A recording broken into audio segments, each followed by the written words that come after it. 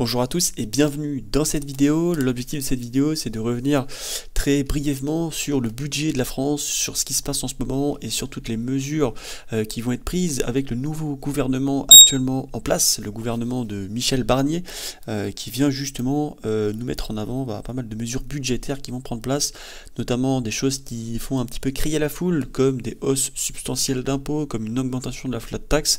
Donc aujourd'hui, l'objectif, c'est d'analyser tout ça et de faire un tour d'horizon un petit peu de toutes les nouvelles mesures qui vont être prises et surtout de venir détailler le problème bien plus que ce qu'on peut le voir à la télé.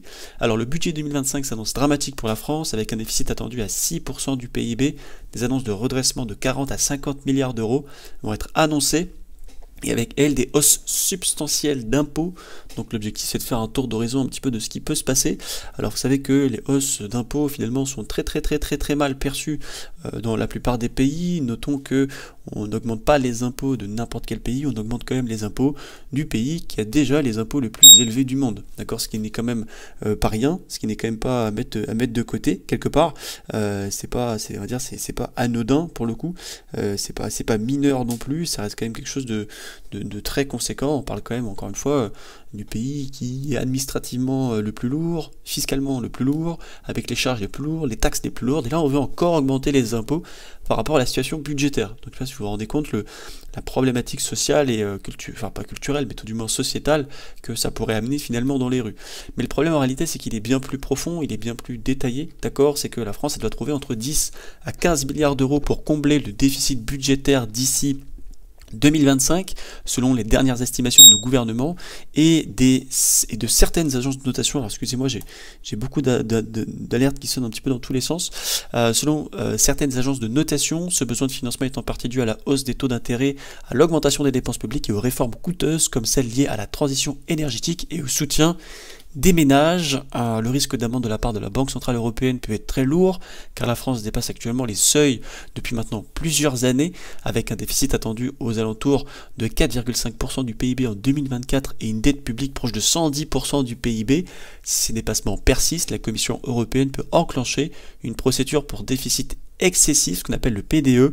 Cela pourrait entraîner une amende théorique pouvant aller entre 0,2% à 0,5% du PIB, ce qui représenterait plusieurs milliards d'euros, en plus justement de l'objectif du déficit public à atteindre. Donc je ne sais pas si vous vous rendez compte, c'est énorme.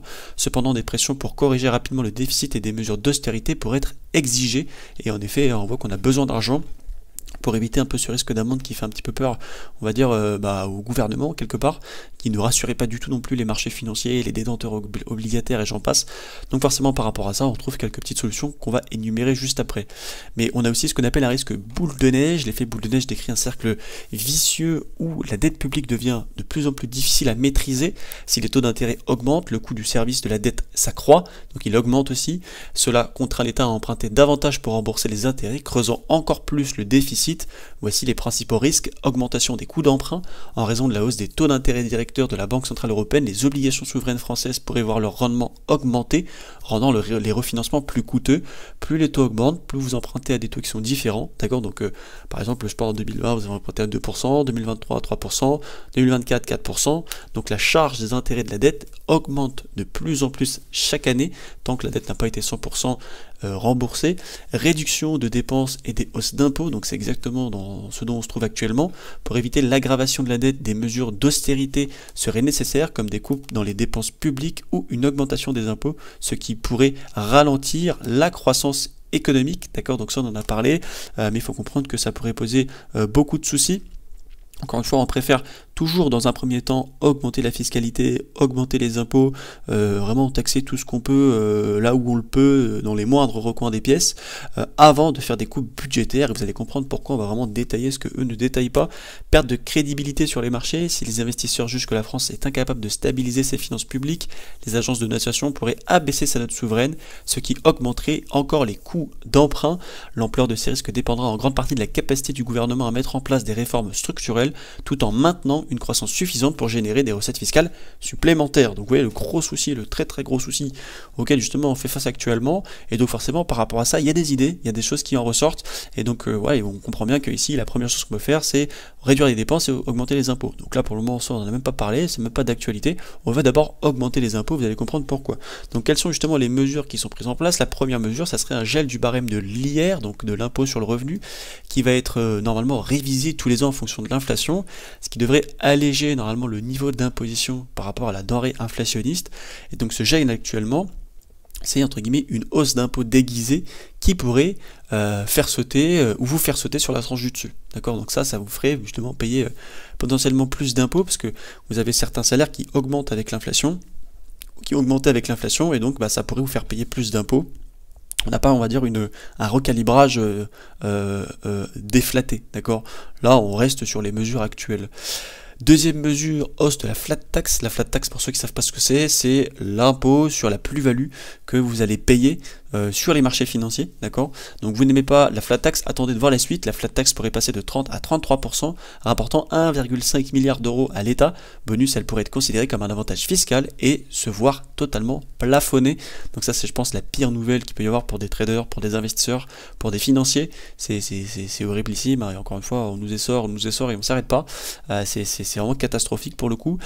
Troisième mesure, hausse justement de ce qu'on appelle la taxe intérieure de consommation finale sur l'électricité qui devrait revenir à 32 euros début 2025, rapportant entre 3 et 4 milliards d'euros à Bercy. À noter que c'est son niveau d'avant-crise inflationniste. D'accord, je peux vous en rendre compte, c'est quand même assez énorme pour le coup. Donc il y a vraiment des mesures très rigides qui sont en train de prendre place. Quatrième mesure, surtaxe sur l'impôt sur les sociétés. L'IS à taux plein pourrait passer de 25 à 33% pendant une période indéterminée. Rappel, à 25% d'IS, on est simplement dans la moyenne européenne, je ne sais pas vous en rendre compte, c'est énorme. On passerait justement devant tout le monde sur justement le taux d'imposition des sociétés dans les pays de l'OCDE. D'accord, c'est énorme. On serait encore une fois les premiers à ce niveau-là. Je ne sais pas vous rendre compte, mais c'est catastrophique. D'accord, il faut comprendre quelle problématique bien plus interconnectée il pourrait y avoir sur les marchés.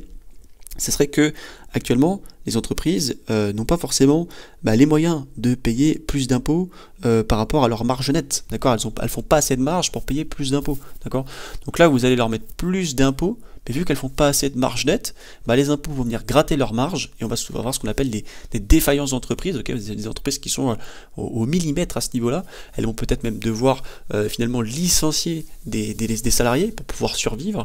Mais si elles licencient des salariés, par exemple, vous avez 3 personnes dans l'entreprise qui font, je sais pas, un chiffre d'affaires de 10 000 euros par mois, vous en retirez 2, vous faites 2 500, 3 000 euros, 4 000 euros de chiffre d'affaires. Vous faites beaucoup moins de chiffre d'affaires, vous avez moins de capacité à produire. Et ça pourrait poser énormément de problèmes.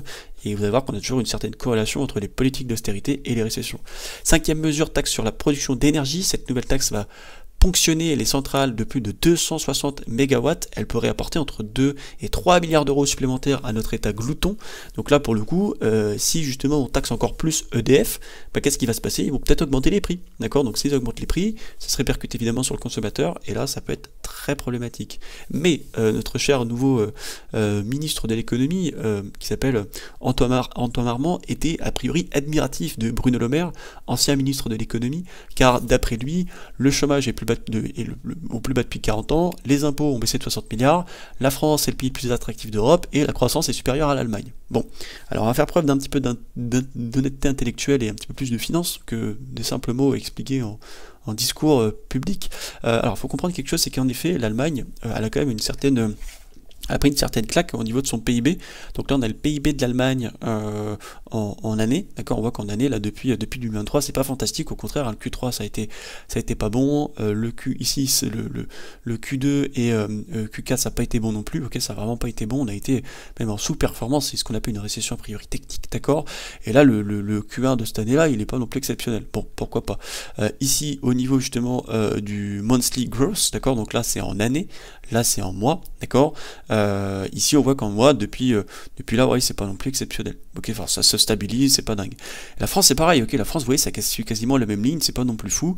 Alors en effet en annual là on a la France qui surperforme un tout petit peu, pourquoi pas, mais il faut quand même comprendre quelque chose, c'est qu'on a une interconnexion entre l'Allemagne et la France. Ça veut dire que si l'Allemagne commence à un moment donné à avoir des difficultés financières, le la France va forcément être impactée à un moment donné vis-à-vis justement de cette donnée-là. D'accord, c'est très très important de le comprendre.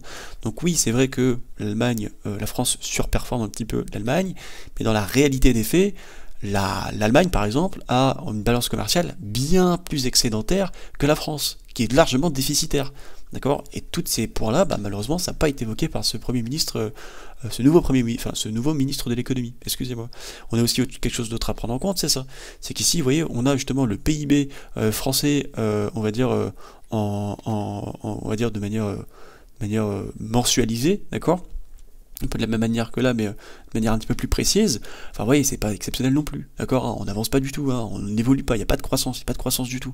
0,4, 0,5, 0,1, 0, 0,7, 0,1, 0,4, 0,3, 0,2, enfin, c'est légitimement nul, hein, pour être honnête, c'est une valeur nulle, d'accord, il n'y a pas d'évolution, il n'y a pas beaucoup de croissance. Alors oui, on fait un peu mieux que l'Allemagne, mais c'est vraiment tirer sur ce qui se passe à droite pour pas qu'on regarde ce qui se passe à gauche, d'accord. Ça, c'est un argument qui n'a pas du tout lieu d'être, parce que si on veut vraiment regarder ce que c'est une économie, on va du côté des États-Unis, on a une croissance qui est légitimement constante et légitimement remarquable. 2,7%, 2,6, 2,2, 2,1, 4,9, d'accord, 3,4, bon, 1,4, petit creux ici, début 2024, 3, d'accord, là, vous voyez, on est sur du 0,4, 0,3, 0,2, ok, c'est 10 fois plus du côté des États-Unis, c'est exceptionnel, d'accord. Donc c'est vrai que souvent en Europe, on a tendance à regarder un petit peu ce que fait l'Allemagne, ce que fait la France, mais il faut savoir regarder ce qui se fait à l'extérieur, et une économie comme les États-Unis est bien plus, à titre d'exemple, que ce que peut faire la France, d'accord.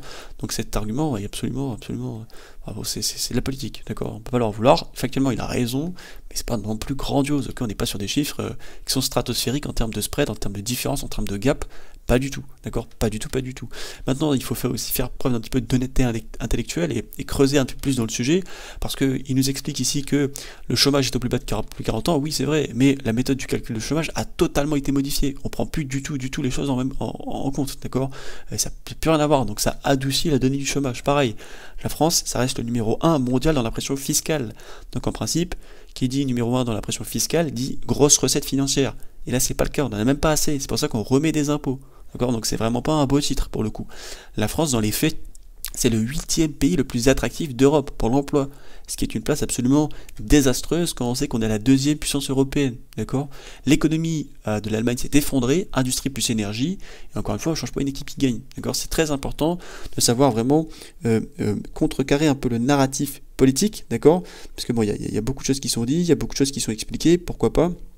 Mais il y a surtout beaucoup de choses qui ne sont pas sincèrement, intellectuellement sensées et vis-à-vis de l'économie. D'accord, il y a beaucoup de choses qui ne sont pas vraies, il y a beaucoup de choses qui sont un peu vraies, mais qui ne sont pas exceptionnelles, ce pas des gros arguments à l'état à mettre sur la table, parce que vous mettez n'importe quel économiste face à ces chiffres-là, il vous les démantèle en 2 secondes. D'accord, il faut vraiment faire très attention à ce qui peut être expliqué, sous ce narratif beaucoup trop positif. Ok, on va essayer même de rentrer un petit peu plus dans les détails en regardant un petit peu ce que ça a donné depuis 2017, d'accord, avec Emmanuel Macron, et même depuis que Bruno Le Maire est présent justement au sein du gouvernement. Donc là justement, encore une fois, j'ai pris une source très fiable, on est sur l'INSEE avec le tableau de bord de l'économie française, d'accord, avec le solde des finances publiques, les dépenses et recettes publiques, la structure des dépenses publiques en 2022, la capacité ou le financement de l'administration publique en 2023, d'accord, vous voyez, on a un déficit ici de 150 milliards, hein, c'est énorme, et des parts des prélèvements obligatoires qui font qu'augmenter. Donc ici, ce qui est très intéressant de regarder, c'est le solde des finances publiques, d'accord, on voit ici que le solde des dépenses publiques actuellement, c'est moins 0,5% du PIB, c'est catastrophique, d'accord, c'est catastrophique. Depuis ici, cette période-là, c'est vraiment mauvais, d'accord, c'est mauvais, ça n'a jamais été bon, et on voit qu'il y a un très gros souci, on va dire, de finances publiques, et là, quand vous êtes dans des phases comme ça, c'est qu'on voit qu'on dépense plus que ce qu'on gagne. Et ça, c'est pas bon, d'accord, c'est ce qu'on appelle des trappes à dette, et alors ça a été légèrement sauvé ici, et légèrement là aussi, mais c'est vraiment des résultats qui sont catastrophiques pour un pays. Au niveau de la structure des dépenses publiques, on voit que ce qui prend le plus de place ici, c'est la protection sociale, d'accord, quasiment, 45% ici, quasiment. On sera à 55, on sera à 50 ici, donc 45%. On voit que dans un deuxième tiers, on a la santé, d'accord, les affaires économiques, donc tout ce qui est affaires économiques ici, c'est les engagements financiers, d'accord, les engagements financiers, c'était en 2022, hein. Attention, hein. Là ça a augmenté, les engagements financiers ont drastiquement augmenté. Services publics, juste ici, tout ce qui va être les autres, on va retrouver par exemple recherche et développement, dans tout ce qui va être l'écologie, changement climatique, ce genre de choses, l'enseignement et la défense, d'accord. Mais on voit qu'ici, ce qui prend la plus grosse part, c'est la protection sociale et la santé, d'accord. Protection sociale, attention, on entend par exemple les aides, on va entendre tout ce qui va être le chômage, d'accord, ce genre de choses, tout prend place ici. La santé, c'est différent, c'est pour ça qu'on l'a mis de l'autre côté. Au niveau des dépenses et des recettes publiques, on voit que on a des dépenses qui sont largement plus élevées que les recettes, d'accord. Pareil, c'est pas bon, c'est pas du tout cohérent, d'accord. Donc on voit qu'en 2023, les dépenses publiques représentent 57% du produit intérieur brut et les recettes 51,5%, d'accord. C'est pas bon, on dépense plus que ce qu'on gagne, c'est pas du tout cohérent, d'accord. Par rapport au PIB, c'est catastrophique, d'accord. Donc pareil, j'ai été sur la Cour des comptes française, j'ai été chercher le budget de l'État en 2023 et les résultats et la gestion justement de la Cour des comptes qui a été publiée en avril 2024. Et là, si on est très observateur, qu'on voit ces deux graphiques, on voit que là, on a les dépenses, justement la hausse des dépenses de la France, donc le total des budgets généraux, d'accord. Donc c'est à peu près 452 milliards ici en 2022, 454 milliards en 2023. D'accord, donc on a une hausse de 0,4% ici. Là, ici, en sous-total, on avait une hausse de quasiment 10%. Mais là, si on est encore une fois honnête et qu'on fait preuve d'honnêteté intellectuelle, là, vous avez les recettes du budget général en nette diminution. D'accord, et c'est le titre, hein. C'est pas moi qui l'ai inventé, hein. C'est la Cour des comptes. Donc là, on voit qu'on a, moins 8,2 points. D'accord, et c'est énorme, c'est énorme. D'accord, les recettes nettes sont bien plus basses que les dépenses. Et ça, c'est pas possible. Ça peut pas marcher à long terme. Donc effectivement, on a une sorte de trou dans le porte-monnaie, d'accord, qui va pas du tout. Donc c'est pour ça que vous comprenez qu'on a tout de suite une très grosse d'impôts, une hausse de toutes les taxes, une surcharge sur les sociétés, une surcharge sur l'énergie, une surcharge sur la consommation. Mais la raison, c'est pourquoi faire ça et pourquoi ne pas faire des coupures budgétaires, d'accord. On réduit le temps de chômage, on réduit les remboursements de la sécu, on réduit beaucoup de choses, d'accord. On peut réduire plein de choses. Là, il parle aussi d'augmenter les impôts sur les retraites, parce que vous vous rendez compte. Je trouve que déontologiquement parlant, on continue de réimposer des gens qui ont travaillé toute leur vie, qui ont payé des impôts toute leur vie, et le dû que la France promet à ces gens qui ont travaillé toute leur vie, c'est de continuer de les imposer sur ce que la France leur donne. Donc on va vous donner 1000 euros, mais par contre on vous reprend de manière indirecte 200. Enfin, c'est absolument dingue, d'accord. C'est vous montrer à quel point, quand un pays atterrit justement dans cette phase-là, économiquement parlant, c'est pas bon. Parce que quand il y a de la toxicité, on va dire, dans les valeurs que le pays promulgue et dans ce qu'il pratique derrière, c'est que l'économie ne va pas bien du tout. D'accord, c'est vraiment pas positif. Et donc pourquoi réaliser des coupures budgétaires, entre guillemets, c'est source de problèmes sociaux? Parce qu'on pourrait se dire, bah attends, au lieu d'augmenter les impôts, on coupe ici on fait des coupures budgétaires, on réduit tout ce qui va être les prélèvements sociaux, on réduit tout ce genre de choses, pour permettre aux entreprises de produire encore plus et donc récupérer plus de chiffre d'affaires et donc de recettes fiscales, d'accord. Et pourquoi on fait toujours ça dans un premier temps? Tout simplement parce que ça va permettre, si vous voulez, les services publics, tels que la santé, l'éducation, les infrastructures, c'est souvent malheureusement les premiers à être touchés, d'accord. Donc on va y avoir une très grosse diminution de budget dans ces secteurs-là, et ça peut provoquer une diminution de la qualité des soins médicaux, de l'accès à l'éducation, ça peut aggraver certaines inégalités qui sont déjà en place, parce que vous avez des groupes qui sont plus vulnérables et plus dépendants de ces services, d'accord. On va pouvoir aussi attester d'une augmentation évidente des inégalités, parce que les coupures budgétaires, il faut savoir que ça affecte quand même de manière disproportionnée les populations à faible revenu tout de même, d'accord, qui dépendent davantage de l'aide sociale et des programmes gouvernementaux. Bon, ça encore une fois, c'est une lecture très littérale de la chose, ok. Donc ça peut augmenter la pauvreté, l'exclusion sociale, le côté un peu, on va dire, tension entre les différentes classes sociales et j'en passe, pourquoi pas, mais là on est plus sur l'aspect social, on n'est pas encore sur l'aspect économique, d'accord. Oui, c'est certain, ça peut poser des soucis, pas de problème là-dessus, mais l'économie, nous, ce qu'on regarde, c'est les chiffres et les problématiques à plus long terme que ça peut proposer, d'accord. On peut aussi avoir dans un troisième point, une très grosse perte de la confiance de l'État. Ça peut entraîner une sorte de perte envers les institutions, des mouvements de protestation, voire même des émeutes sociales, une polarisation politique qui est accrue, des partis d'opposition qui capitalisent justement sur ce mécontentement. On a vu justement tous les partis d'extrême qui venaient se saisir un petit peu de certaines affaires quand le gouvernement en place était en berne vis-à-vis de certains sujets, d'accord. C'est normal, hein, c'est de la politique, c'est très opportuniste la politique. Quatrième point, un impact économique négatif à court terme, dans le sens où ça peut freiner tout ce qui est la demande intérieure, ça peut, entre guillemets, créer une contraction économique, particulièrement en période de faible croissance comme actuellement, un chômage qui va augmenter, et surtout, si les investissements publics dans les infrastructures et les emplois vont diminuer, ça peut par exemple ne pas donner le budget nécessaire, par exemple à France Travail pour faire son métier ou ce genre de choses, d'accord. On va licencier des fonctionnaires, enfin pas les licencier du moins, parce qu'on ne peut pas licencier des fonctionnaires, mais on va justement faire des coupures, ils peuvent se mettre en grève, et du coup ça peut vraiment créer un sorte de gros nœud dans l'économie. Il faut savoir que là il y a beaucoup d'aspects sociaux, après on va parler plutôt d'aspects économiques qui sont bien plus intéressants. Et cinquième point, risque d'aggravation des crises sociales. Les coupes budgétaires peuvent exacerber ces tensions en réduisant la protection sociale. Cela peut déclencher des grèves, des manifestations, alimenter un sentiment de méfiance envers les institutions publiques, risquant de fragiliser la stabilité politique. Mais surtout, et c'est ça qu'il va falloir regarder, c'est qu'il va y avoir un impact social évidemment immédiat sur les coupures budgétaires, mais il n'y a pas que ça. Il y a moins de perturbations économiques à court terme. D'accord, c'est-à-dire que réduire la consommation et l'investissement public, ça peut entraîner une récession. Okay, aggraver le chômage, en particulier dans les secteurs qui dépendent des fonds publics, de la fonction publique, de la construction, ça va vraiment être très néfaste. Troisième point, la flexibilité dans la mise en œuvre de la fiscalité, ajuster les taux en fonction des besoins, cibler les segments spécifiques de la population, par exemple augmenter la fiscalité sur les grandes entreprises ou les revenus les plus élevés, ce qui limite les effets les plus vulnérables. Vous savez à quel point ça peut poser un très gros souci. Quatrième point, équité perçue dans l'augmentation de la fiscalité, les dirigeants peuvent justifier une hausse des impôts comme une contribution nécessaire de tous pour assurer la stabilité du pays, en particulier lors de crises. De plus, en ciblant les revenus plus élevés ou les multinationales, ils peuvent présenter des mesures comme justes ou équitables visant ceux qui ont les moyens. Cela permet de contenir les mécontentements populaire et de ne pas affecter directement les services publics. D'accord ? La première chose qu'on veut protéger, c'est les services publics. Réponse à court terme avant des réformes structurelles, le gouvernement peut décider d'augmenter les taxes pour couvrir un déficit temporaire tout en évitant de toucher aux services publics. Sixième point, coût politique faible à court terme, de reporter ce qu'on appelle les décisions impopulaires. Parce qu'il faut savoir que c'est bien moins impopulaire d'augmenter les impôts que de faire des coupes budgétaires. D'accord ? Parce que les coupes budgétaires, les gens ils sont habitués depuis bien plus longtemps. Ok, la tranche des impôts, en fait, elle est régularisée tous les ans. D'accord ? Au contraire, parfois, c'est un avantage certain. Alors que les coupes budgétaires, c'est bien plus sociétal, c'est bien plus populaire. D'accord ? Ça concerne beaucoup plus de personnes. Et septième point, pression internationale et financière, parce qu'il y a le FMI, voilà, qui peut leur tomber dessus, et ça peut être problématique. Donc le gouvernement privilégie souvent une augmentation de la fiscalité plus que des coupes budgétaires immédiates pour préserver la stabilité économique et sociale, évitant un mécontentement populaire trop marqué et maintenir la confiance dans les institutions.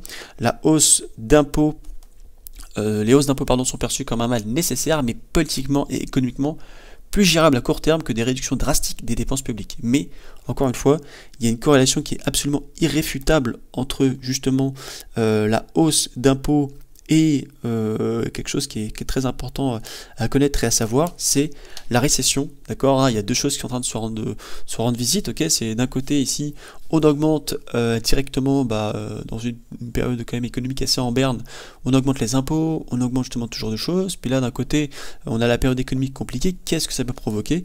Tout simplement une récession. D'accord, là vous avez un graphique qui vous exemple, on va dire, l'impact des augmentations fiscales et des politiques d'austérité en France sur la croissance du PIB.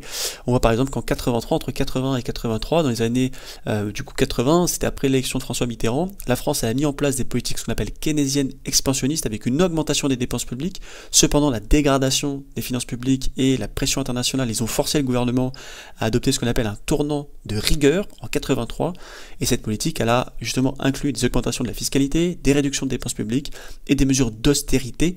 Donc l'économie française, elle de son côté, elle est rentrée dans une période de stagnation avec une croissance faible et un chômage très très haut. Et elle a laissé des traces sociales importantes. Ça a été perçu comme un tournant vers des politiques par la suite beaucoup plus libérales en France.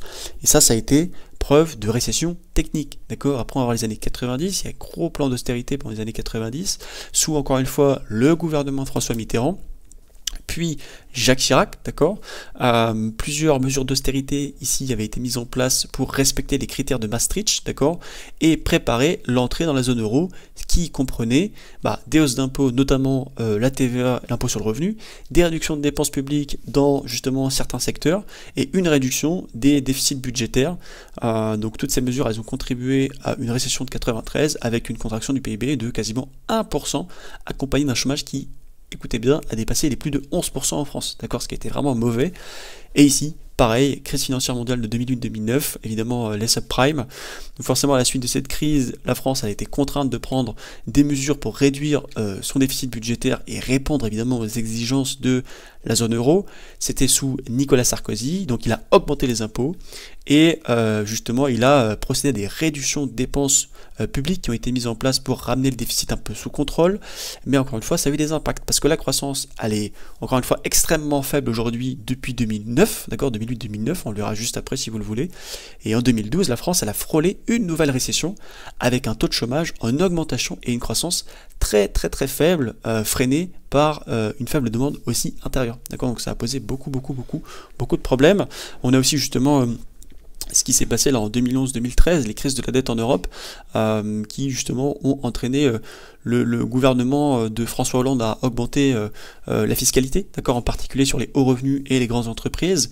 Le but c'était de réduire le déficit tout en amenant, on va dire, des coupes budgétaires drastiques, d'accord.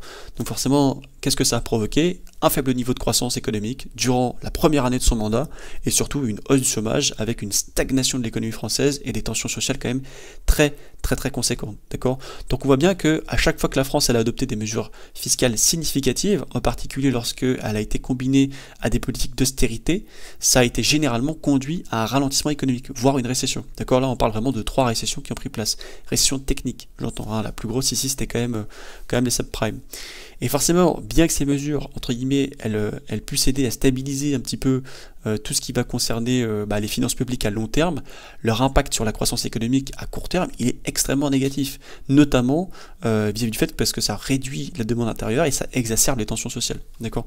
Donc ouais, les gros soucis que ça commence à poser. Alors oui, d'un côté, ici, on est en train d'augmenter, de nous faire miroiter qu'on augmente les impôts, on augmente les prélèvements, mais on fait pas de coupe budgétaire. Mais c'est une première phase de l'iceberg, d'accord, c'est faux. En plus d'augmenter les impôts et en plus d'augmenter les taxes, en plus d'augmenter absolument tout, vous inquiétez pas que dans peu de temps, il y aura des coupes budgétaires, c'est obligatoire, d'accord. Ça ne pourra pas prendre place autrement, on dépense plus que ce qu'on gagne, donc on va gagner un petit peu de sous sur les entreprises, mais sachant qu'on augmente déjà des impôts qui sont déjà énormes. Les entreprises parfois vont pouvoir payer, donc vont devoir licencier, chômage va augmenter, moins de demande intérieure. Oui, c'est vraiment catastrophique, d'ailleurs c'est vraiment pas bon. Encore une fois, l'Europe vit au-dessus de ses moyens depuis maintenant très longtemps, c'est une surprise pour personne. Et donc que faire si par exemple j'étais ministre de l'économie, humblement parlant, moi je serais d'une honnêteté radicale. C'est-à-dire qu'il faut dire la vérité, il faudrait faire un audit réel des dépenses étatiques, d'accord, je suis désolé, j'ai oublié, j'ai fait quelques erreurs d'orthographe, je suis désolé, mais encore une fois ça ne se fera jamais parce qu'il faut pas affoler les marchés, hein. Vous pouvez pas dire de manière publique, voilà, on a fait n'importe quoi avec le budget, on dépense plus que ce qu'on gagne, on va augmenter les impôts, mais on sait qu'on va faire des coupes budgétaires derrière et que ça va ralentir l'économie. Donc si ça ralentit l'économie, on va récolter moins de recettes fiscales, donc est-ce qu'on va être rentable et est-ce qu'on va avoir ce qu'il faut dans les caisses pour pouvoir payer la dette qu'on paye tous les mois, tous les ans, c'est bien la question.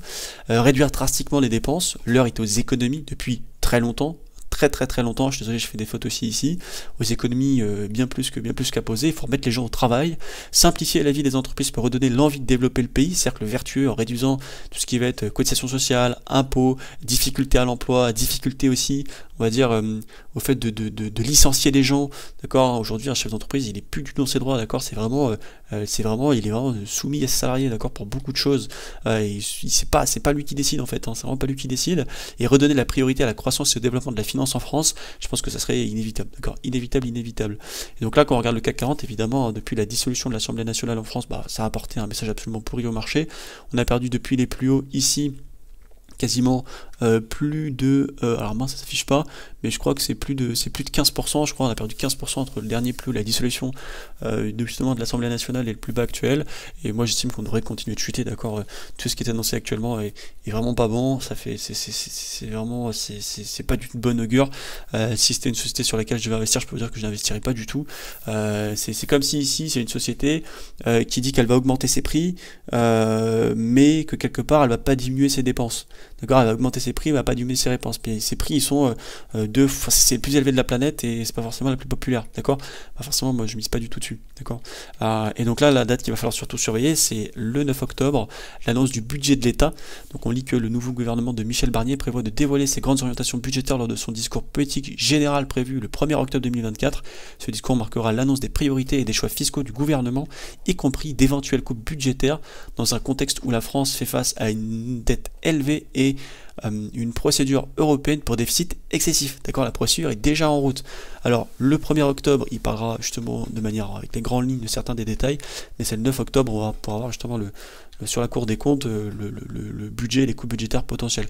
Mais vous verrez qu'il y aura très peu de coupes budgétaires, il y aura surtout des augmentations drastiques, et ils se baseront là-dessus pour pouvoir émettre cette première étape. La deuxième étape sera évidemment des coupes budgétaires qui seront inévitables. D'accord? On va aller sur le graphique, on va regarder 2-3 petits points. Ok, on est sur le graphique, du coup ici ce que je voulais vous montrer, dernière petite chose avant de vous laisser tranquille, c'est que vous voyez ici depuis 2008, d'accord, depuis justement toutes les bases que je vous ai mis en avant par rapport aux récessions, par rapport au ralentissement économique, par rapport à tout ça, c'est que là du coup vous avez le FRGDP, donc le PIB français, d'accord, et on voit que depuis 2008, d'accord, le PIB français n'a rien produit, d'accord, on vient seulement de repasser sur le plus haut de 2008, enfin, je veux dire c'est catastrophique, d'accord, c'est catastrophique, la France n'est pas vraiment en croissance, c'est pour ça que quand on a notre cher nouveau Premier ministre, notre cher nouveau ministre de l'économie qui nous dit que la France est surperforme l'Allemagne, bon pourquoi pas, mais on va aller sur le DE/GDP, ok, on va regarder un peu ce que elle donne depuis justement 2008, bah elle ça fait bien longtemps, bien longtemps qu'elle a surpassé le plus haut de 2008 ici, d'accord, depuis 2008, elle de son côté, elle est à peu près à 18%, d'accord, sur ce marché-là, d'accord, contrairement à la France, faire GDP, qu'elle de son côté vient à peine de dépasser le plus haut. D'accord, donc c'est très important ici d'avoir du recul, de prendre un petit peu de prendre un peu connaissance des graphiques pour savoir ce qui se passe. Et par exemple, si on va sur le US GDP, d'accord, je vais vraiment vous montrer une économie qui fonctionne. Voilà, vous avez le US GDP juste ici, donc il n'y a rien à voir. 2008 c'est ici, hein. 2008 c'est là, d'accord, on le voit même plus. Vous voyez, donc quand la France, par comparatif, entre guillemets, s'arrête ici et que l'Allemagne est ici, les États-Unis sont tout là-haut. D'accord, c'est pour ça qu'il faut vraiment savoir émettre des comparatifs financiers, c'est extrêmement important. Voilà, bon, en tout cas j'espère que cette petite vidéo vous a plu. Encore une fois, je ne suis pas rentré dans tous les détails, j'espère que ce tour d'horizon et cette analyse vous a bien contenté, que vous avez appris des choses. En tout cas voilà, si jamais il y a des questions ou il y a des interrogations sur ce sujet-là, n'hésitez pas. Dans tous les cas, ce qu'on va attendre, c'est vraiment, on va dire, le 1er octobre et même le 9 octobre, pour pouvoir avoir un petit peu plus de détails sur ce que la France va faire. Je pense qu'évidemment, ils vont être drastiques, hein, ils vont commencer à mettre des choses en place, de toute façon ils n'ont pas le choix. Je pense qu'ils préfèrent être mal vus du peuple français que de se faire attraper par le FMI ou par la Banque Centrale Européenne, parce que là le pays serait sous tutelle, c'est vraiment la Banque Centrale Européenne après qui déciderait de beaucoup de choses, notamment du budget, et elle par contre les coupes budgétaires, elle regarderait même pas ce qu'elle coupe, hein. Elle coupe, regarderait que les chiffres, d'accord, et donc là ça pourrait être bien plus dramatique que si la France ne prendrait pas elle-même les choses en main. Voilà, passez une bonne journée, une bonne soirée suivant l'heure à laquelle vous voyez cette vidéo, et on se retrouve dans un prochain format. Salut